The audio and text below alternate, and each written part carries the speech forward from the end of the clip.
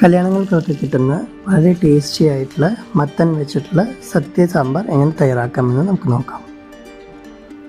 സദ്യ സാമ്പാർ തയ്യാറാക്കാൻ വേണ്ടി നമുക്ക് അരി, ഉഴുന്ന്, മല്ലി, ഉലുവ, ജീരകം, ചെറുപരിപ്പ് ഇവയെല്ലാം നമുക്കൊന്ന് റോസ്റ്റ് ചെയ്തെടുക്കണം. ആദ്യം നമുക്കൊരു പാൻ അടുപ്പത്ത് വെച്ച് കുറച്ച് വെളിച്ചെണ്ണ ഒഴിച്ച് ചൂടായതും പറഞ്ഞ ഇൻഗ്രീഡിയൻസ് എല്ലാം നമുക്കൊന്ന് ചെറിയ തീയിൽ റോസ്റ്റ് ചെയ്തെടുക്കണം.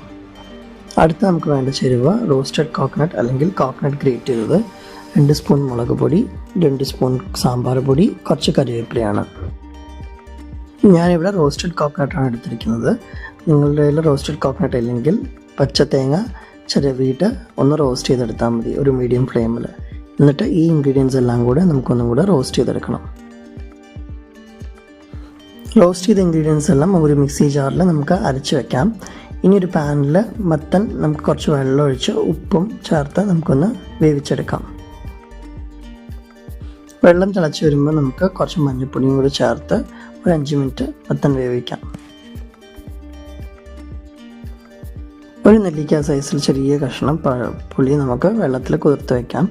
ഇപ്പോൾ ഏകദേശം മത്തൻ നന്നായി വെന്ത് വന്നിരിക്കുന്നു. മത്തൻ ഉടയാതെ ശ്രദ്ധിക്കണം, നല്ല കഷ്ണങ്ങളായിട്ട് തന്നെ ഇരിക്കണം. അതിലേക്ക് നമുക്ക് പുളിവെള്ളം ചേർക്കാം.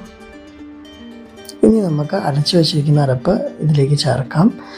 ചേർത്ത് കുറച്ച് വെള്ളം ഒഴിച്ച് നമുക്കൊന്ന് നന്നായി ഇളക്കിയെടുക്കാം. കഷ്ണങ്ങളൊന്നും ഉടയാതെ ശ്രദ്ധിക്കണം. ഇപ്പോൾ നമ്മുടെ സാമ്പാർ തയ്യാറായി കഴിഞ്ഞിരിക്കുന്നു. സാമ്പാർ നന്നായി തിളച്ച് കഴിഞ്ഞാൽ നമുക്ക് ഒരു നുള്ള് കായപ്പൊടിയും കൂടെ ചേർക്കാം.